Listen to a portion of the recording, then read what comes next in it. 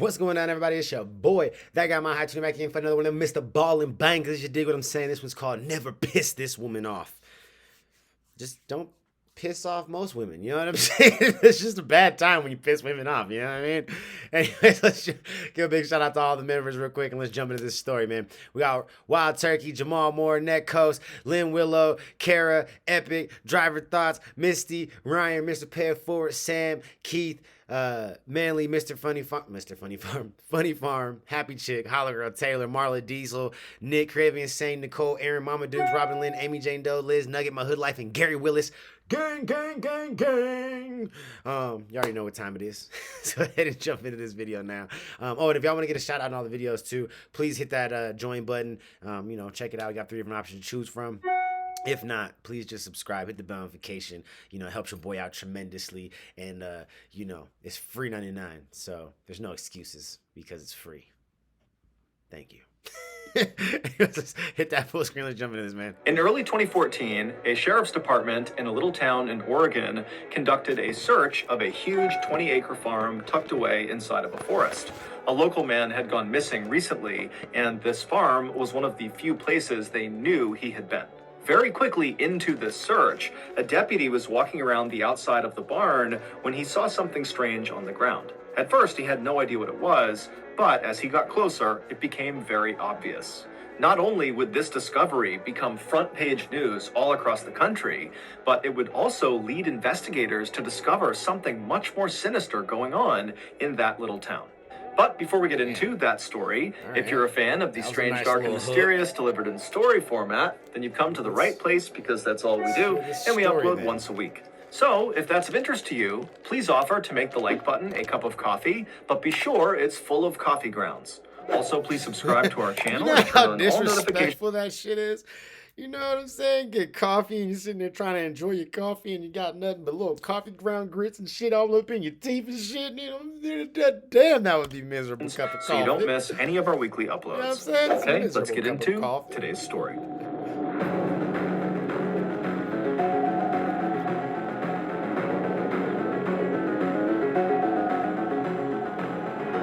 That'll do, pig. That'll do, donkey. By most people's standards, Susan Monica's life had been pretty good.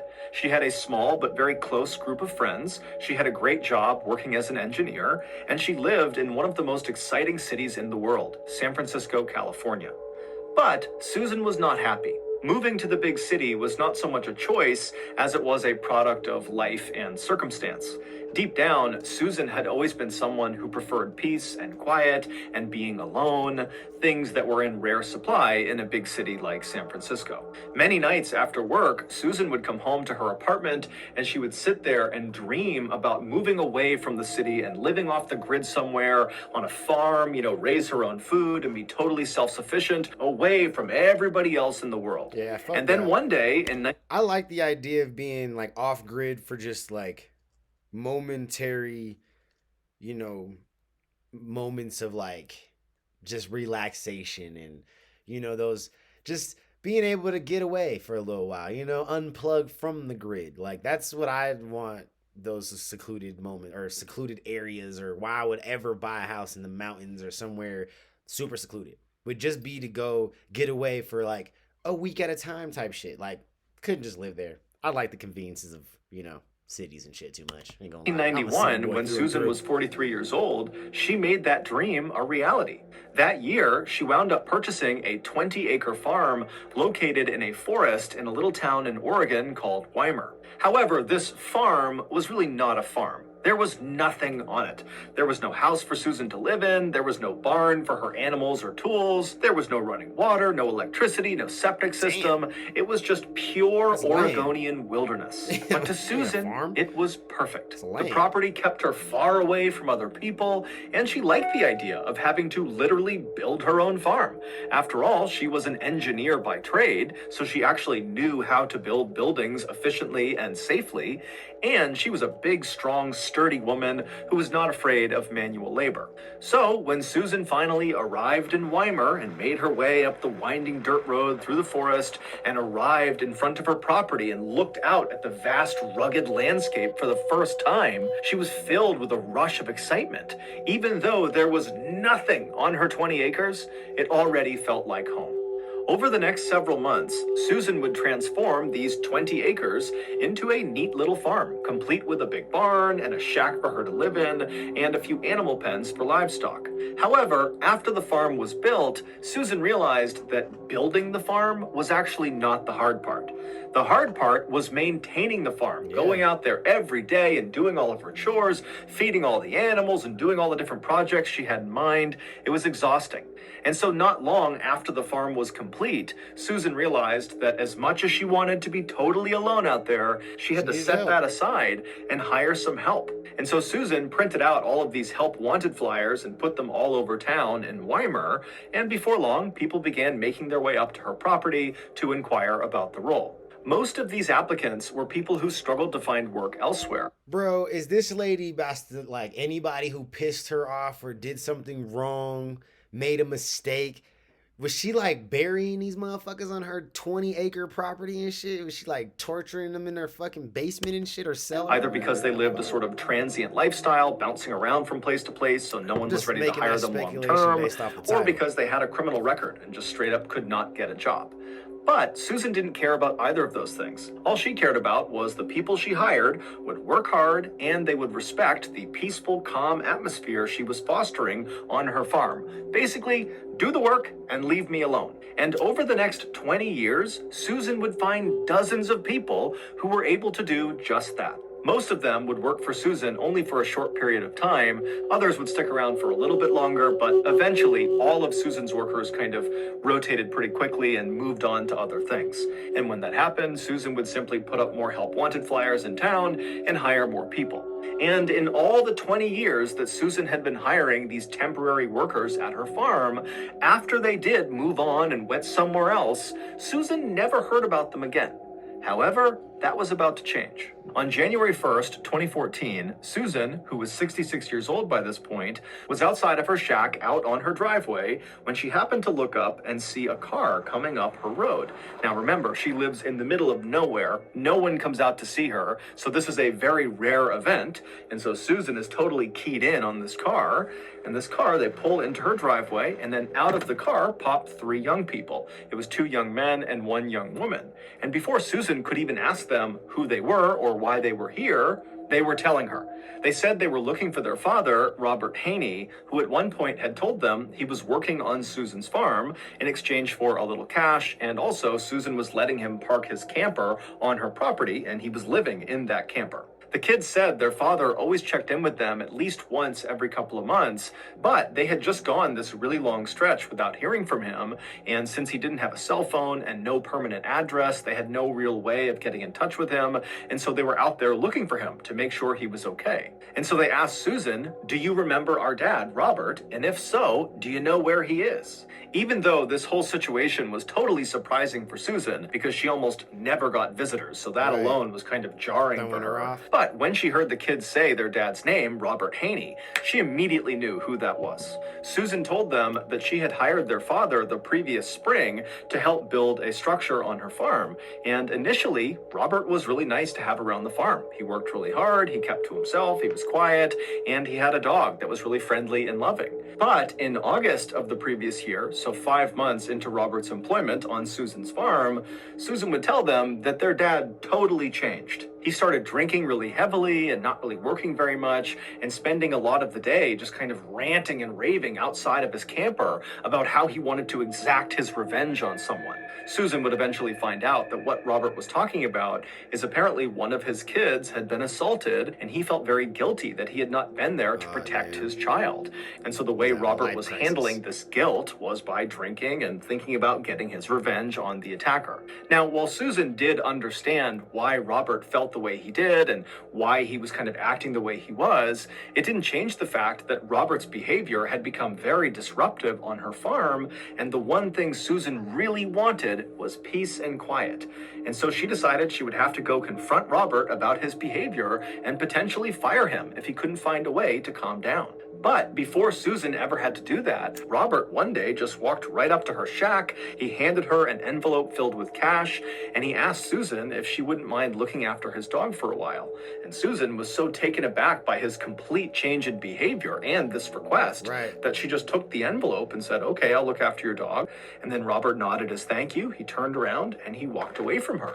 And then a few moments later, Susan's standing there with the envelope in hand, watching as Robert is climbing into some white car that had just pulled up in front of the property. She didn't know who was in the car with him, and then the car turned around and drove out of sight. Susan told the kids that that had happened back in September, so about 4 months ago, and since he left, she had not heard from him, despite the fact she still had his dog, and she told the kids that a lot of Robert's stuff was still in his camper. Susan brought the kids over to the side of her property where Robert's camper was, and when they went inside, sure enough, all their father's things were all over the place. But the one item that immediately stood out to them was their father's tool belt. They knew their father was a traveling handyman. That was how he made his living. And so it begged the question, why would he leave his tool belt here if he knew he was going to be gone for several months potentially? It didn't make any sense. After leaving Robert's camper, the kids thanked Susan and asked her to please be in touch if she learned anything else about their dad, and she said she would. And then the kids got back in their car and they began driving south towards the Jackson County Sheriff's Office. When they got there, they asked to file a missing person report for their dad. However, they learned very quickly that it was going to be very challenging to locate their dad because their dad lived this transient lifestyle with no cell phone, he had no permanent address, he had nothing that could really be traced. But the investigators agreed with Robert's children that their dad's absence was a big concern, given the fact that his last interactions with Susan had consisted of him drinking very heavily and talking about going and getting his revenge on his child's attacker. And so the sheriff and the deputies were very concerned that that was exactly what Robert had done. He had gone out and potentially murdered someone and now was in hiding. So they asked Robert's kids if they could think of absolutely anything that could possibly allow investigators to track down Robert. And at some point, one of the kids said, "Oh, what about my dad's EBT card?" EBT cards, or electronic benefit transfer cards, are like debit cards for state welfare services. You can use the cards to buy things like groceries, and the cards are definitely traceable. A few days later, when Robert's EBT card trace came back, investigators saw the card had been used just 1 month earlier in a Walmart located about 30 minutes southwest of Susan's farm. Now, this trace obviously didn't tell investigators where Robert was right now or what kind of condition Robert was in, but they had no other leads to operate on, so they decided they would go to the Walmart and see what they could find. When they got there, the investigators were led to the back room of the building where they were able to review the security footage from the previous month when Robert was supposedly there with his EBT card. But after reviewing hours and hours and hours of footage, the investigators never saw Robert on camera. However, they did see Susan on camera, and unbelievably, she was the one using Robert's EBT card. And so obviously, this was very suspicious, and right away, the investigators left the Walmart, went back to their office, and began the process of getting a search warrant to search Susan's farm.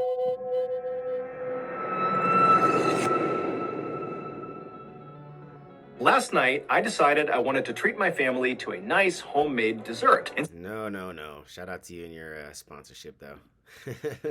MrBallen, and save up to 40% through December 22nd. Again, that's ridge.com/MrBallen.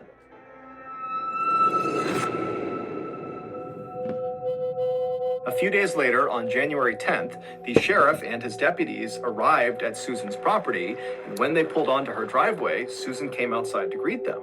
When she asked them, what's going on, they told her, "Hey, we're here to search your property in connection with Robert Haney's disappearance." And before Susan could ask any more questions, the sheriff said to her, "Hold on, just turn around, let's go back inside, I need to talk to you privately."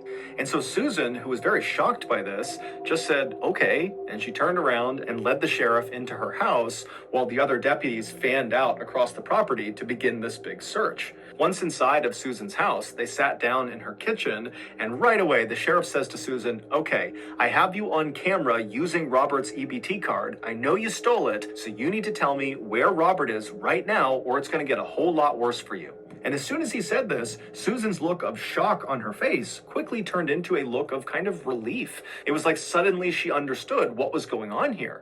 And she says to the sheriff, "No, I didn't steal his EBT card. He gave it to me along with an envelope full of cash when he left 4 months ago, and he told me to use it to buy dog food for his dog that I'm looking after. And since Robert had been gone for all these months, she had run out of cash to pay for the dog food and now was using the EBT card." Susan also added that if she had just stolen the card from Robert, she wouldn't be able to use it because it requires a PIN number, and Robert gave her the PIN number. That's how she was able to use it. The sheriff was not totally sold on Susan's story, and so he continued to ask more questions, trying to trip Susan up about how she came to acquire this card, but Susan was very firm that Robert had given her the card, and that was it. And so after several minutes, the sheriff realized that Susan was likely telling the truth, which meant the EBT card angle was likely a dead end, and they would have to call off this search.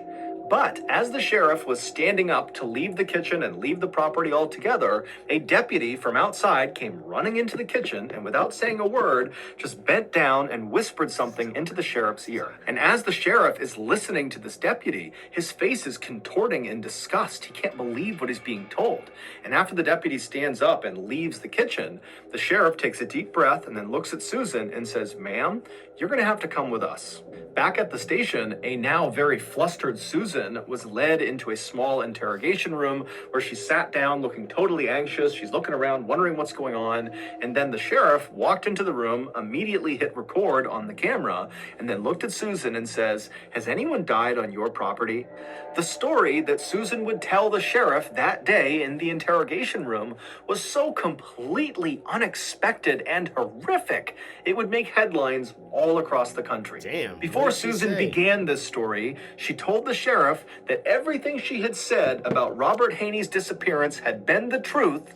However, she had left one little detail out. After Robert had handed Susan that envelope full of cash and the EBT card, and then climbed into that stranger's car and driven away, after that, Robert had actually come back to her farm, and recently. Susan said she discovered his return when one morning she got up and she went outside to go feed her animals when she looked over at the pig pen and saw all the pigs who would normally be laying down and lounging around at that time of the day. They were all up and they had converged in one portion of the pig pen, and they had kind of formed a circle around something on the ground, as if they were all trying to look at something on the ground. Now, Susan said this was totally uncharacteristic, so obviously something weird was going on, and so Susan dropped her food and rushed over to the fence. She climbed into the pig pen, and as she got closer and closer to all these pigs, she realized they weren't just looking at something on the ground, they were eating something on the ground. And so Susan goes right up to this ring of pigs, and she begins pulling them aside, and then right in the middle on the ground is Robert. He was laying on his back, and his insides had all been torn out. It was like the pigs were disemboweling him, and the most shocking thing is Robert was still alive. He was moving his arm and groaning. What? Susan tried to pull the pigs off of Robert, but she said they kept coming back and really aggressively continued to eat Robert. It was like they were in this feeding frenzy. And so Susan said, I thought about lifting him up and moving him, but Robert was practically split in two, and she felt like if she tried to move him, that would kill him anyways. And so Susan said she did the thing that she thought was right at the time. She left the pig pen, went into the barn, got a shotgun, ran back to the pig pen, raised the weapon, and fired it into Robert. Susan told the sheriff that this was purely an act of mercy. She was ending his suffering. After Robert was dead, Susan said she just left the pig pen, and then 3 days later, she went back into the pig pen with bags and collected the little bits of Robert that had not been eaten by her pigs. And then she took those bags of remains and chucked them into her barn on top of the trash pile. What the fuck? That is the wildest, just gnarly shit I've ever heard, bro. Like, what the fuck? So how did he get into the damn pig pen is the question. Like, Did he get dropped back off there after getting Clearly, shot or Robert's something, remains or had not remained in the barn was, because the like, thing that deputy injured, had or- whispered into the sheriff's ear when the sheriff was talking to Susan in the kitchen was, "Sir, we found a leg outside." It was Robert's leg, and it was found not inside of the barn in the trash pile, but out in the middle of her property, just out in the open. Susan, when What? confronted with that information, suggested that, maybe a wild animal had gone into the barn, got a hold of it, and dragged it off. The sheriff didn't even know what follow-up questions to Right, ask. what do you- And so he just what? said, "Well, why didn't you call 911 when you first saw Robert? I mean, maybe we could have saved him. Or at least after he was dead, why didn't you tell someone?" Susan would say that the reason she didn't tell anyone is she was afraid that if word got out about what her pigs had done, then her pigs would be euthanized and she would lose a major revenue stream because she sold her pigs' meat in town. And she said even if her pigs were not euthanized, she was worried people in town would not want to buy her pigs' meat after they learned her pigs were attacking and eating humans. Susan would tell the sheriff exactly where they could find the bags that contained Robert's remains, and she even said she would take a polygraph test to show she was now telling the whole truth. But when she actually sat down to take the polygraph test, she kept fidgeting and coughing and doing these really dramatic sighs, and it was causing the test operator to get really inaccurate readings. And so when this first polygraph test was over, the results were inconclusive. And so the investigators made Susan take another test, but again, she continued to fidget and yawn. And so finally, the investigators in the room watching this happen just called off the test. And when they did, they said to Susan, hey, we're going to search your farm, and if there is anything on your farm that you have not told us about, you're going to be in serious trouble because we're going to find it. At this point, Susan kind of stopped fidgeting and she looked up at the investigators, and after a long pause, she reached out across the table and grabbed a piece of paper and a pen. She pulled it back and she began drawing something. And after a few seconds, it became pretty clear she was drawing a map of her farm. And after the map was all drawn out, she drew a big X in the middle of it and then slid the map back across the table to the investigators. And she said, "If you go to that X, you'll find Stephen." And the investigators are like, "Who's Stephen? We're talking about Robert. What are you talking about?" Well, it would turn out Robert was not the only farmhand to die on Susan's property. Damn, I was right. In 2012, about a year before Susan hired Robert, she hired another man. Pissed this lady off. She's knocking you out, feeding you to her pigs, burying you in the backyard. Named Stephen Delacino. And according to Susan, Stephen was a lot like Robert. He was really easy to get along with, he was quiet, he worked hard. But at some point, Susan said they had a big falling out. Susan said she started to suspect that Stephen was stealing her guns in her barn, and so she went to confront him. And during this confrontation, they got into this big fight, and Susan said she didn't really remember all the details of what happened next, but at some point during this fight, a gun went off, and then Stephen fell to the ground in the middle of the pig pen with his head bleeding, and all of Susan's pigs suddenly swarmed him and began eating him. The stunned investigators again asked Susan, "Okay, if that really happened the way you said it did, why didn't you call 911 if this was like an accident?" And Susan would say, again, that her big fear was her pigs would either be euthanized or word would get out that her pigs were eating people, and the people in town would not want to buy her pig's meat because of that. In the end, as far-fetched as Susan's stories were about what happened to Robert Haney and Stephen Delacino, there was never any evidence that actually contradicted her claims. And so as a result, when Susan went on trial for murdering Robert and Stephen, it came down to whether or not the jury believed Susan. And they didn't. Not at all. They believed that Susan was completely lying, and that in reality, Susan, who was known to have a very quick temper, shot Stephen and shot Robert very much on purpose, and then threw them into her pig pen. We can only hope they were dead before her pigs began eating them. On April 21st, 2015, more than a year after Robert's children had reported him missing, Susan was convicted of 2 counts of murder for Robert and for Stephen, and 2 counts of... She looked like one of them little creatures from the Black Crystal and shit, or the Dark Crystal is what it's called, the Dark Crystal. She looked like one of them little creatures. She was sentenced to a minimum of 50 years in prison. While in custody, Susan would be overheard saying there were 17 other bodies buried on her property. Damn, However, when the police went out there and searched again very extensively, they never found any other remains. Whoa.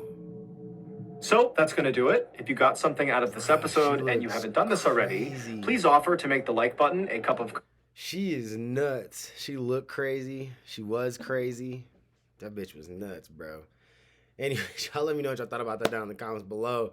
That was another one of them just like, wow. Like it didn't have any crazy like plot twist or anything. It was pretty straightforward, but it still was like one of those just like creepy, like that happened straightforward stories. You know what I mean? Like, damn.